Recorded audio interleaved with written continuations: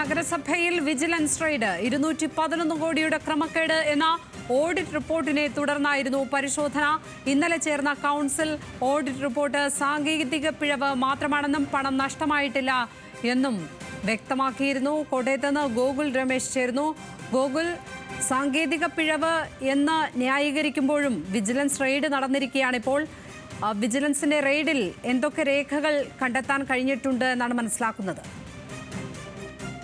അല്പസമയം മുമ്പായിരുന്നു കോട്ടയം നഗരസഭയിൽ വിജിലൻസ് വിഭാഗം റെയ്ഡ് നടത്തുകയുണ്ടായത്. നിലവിൽ ഇത്തരത്തിലൊരു സാമ്പത്തിക ക്രമക്കേട് ആരോപണം വന്നതിനെ തുടർന്ന് പലതവണയായിട്ട് പല ഡിപ്പാർട്ട്മെന്റുകളുടെ നേതൃത്വത്തിലുള്ള പരിശോധനകൾ ഇതുമായി ബന്ധപ്പെട്ട് നടന്നു വന്നിരിക്കുകയായിരുന്നു. ഏറ്റവും ഒടുവിലായിട്ടാണ് ഇപ്പോൾ വിജിലൻസ് വിഭാഗം നേരിട്ട് ഈ നഗരസഭയിൽ എത്തിക്കൊണ്ട് രേഖകളടക്കം പരിശോധിച്ചത്. നിലവിൽ നഗരസഭയിലെത്തിയ ഡിവൈഎസ്പി VR രവികുമാറിന്റെ നേതൃത്വത്തിലുള്ള സംഘമായിരുന്നു റെയ്ഡുകൾക്ക് നേതൃത്വം നൽകിയത്. ഒപ്പം ജില്ലാ ഓഡിറ്റ് ഓഫീസറും ഈ സംഘത്തിൽ ഉണ്ടായിട്ടുണ്ടായിരുന്നു.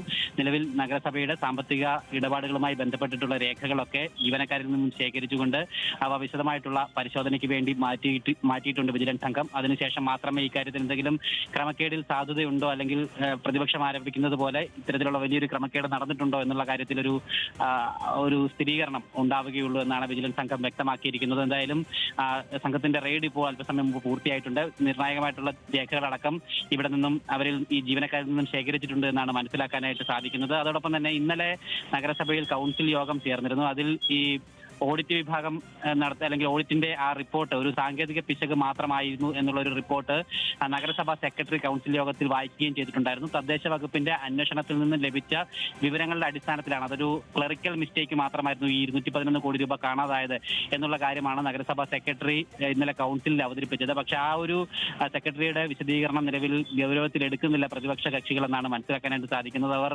ഇതുമായി ബന്ധപ്പെട്ട് തുടർന്നും ആരോപണങ്ങളും അല്ലെങ്കിൽ പ്രതിഷേധങ്ങളും ഒക്കെ ആയിട്ട് ഇപ്പോഴും നിലവിൽ സജീവമായി തന്നെ രംഗത്ത് തുടരുകയും ചെയ്യുന്നുണ്ട്. മാത്രമല്ല, ഈ നഗരസഭാ സെക്രട്ടറിയുടെ റിപ്പോർട്ട് അതിന് അന്തിമ അധികാരം നൽകേണ്ടത്, അന്തിമ അനുമതി നൽകേണ്ടത് സംസ്ഥാന സർക്കാരാണ്. ആ കാര്യത്തിലും ഇപ്പോൾ തീരുമാനമാകാതെ ഇപ്പോൾ തുടർന്നുകൊണ്ടിരിക്കുകയാണ്. എന്തായാലും ആ ഒരു സാമ്പത്തിക ക്രമക്കേട് ഒരു സാങ്കേതിക പിശക് മാത്രമാണ് എന്ന് പറയുമ്പോഴും അതിനെ ആ രീതിയിൽ അംഗീകരിക്കാൻ പ്രതിപക്ഷ പാർട്ടികൾ താല്പര്യപ്പെടുന്നില്ല. അതോടൊപ്പം തന്നെ ഈ വിഷയത്തിൽ ഭരണകക്ഷി, അതായത് UDF ഒരു നിലപാട് സ്വീകരിച്ചിരിക്കുകയാണ്. അതായത് ഇത്തരത്തിൽ സെക്രട്ടറിയുടെ ഭാഗത്തു നിന്നും അതൊരു ക്ലറിക്കൽ മിസ്റ്റേക്ക് മാത്രമാണ് എന്നുള്ള വിശദീകരണം വന്നതിന് പിന്നാലെ പ്രതിപക്ഷത്തെ പൂർണ്ണമായിട്ടും തള്ളിക്കൊണ്ട് അവരുടെ നിലപാട് പൊള്ളയായിരുന്നു എന്നുള്ള ആരോപണമായിട്ട് ഭരണകക്ഷി ഇപ്പോൾ രംഗത്ത് വന്നിട്ടുണ്ട്. അല്പസമയം മുമ്പ് ഗോകുൽ രമേശാണ് കോട്ടയത്ത് നിന്നും വിവരങ്ങൾ പങ്കുവച്ചത്.